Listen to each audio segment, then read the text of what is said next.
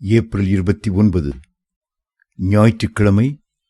யோனாவா யோசேப்பா, என் நிமித்தம் இந்த பெரிய கொந்தளிப்பு உங்கள் மேல் வந்தது என்பதை நான் அறிவேன். யோனா 1:12.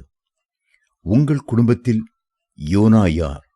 கொந்தளிப்பும் பெருங்காற்றும் குடும்பம் உடைந்து விடுமோ என்கிற நிலைமையும் யாரால் வருகிறது?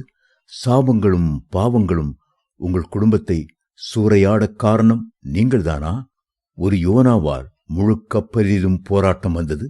கப்பலே உடையும் என்று நினைக்கத்தக்க பெரிய கொந்தளிப்பு கடலிலே உண்டாயிற்று. கப்பல்காரர்கள் பயந்தார்கள்.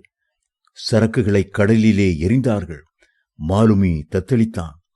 தங்கள் தேவனை நோக்கி ஒவ்வொருவரும் கதறினார்கள், கூக்குரலிட்டார்கள்.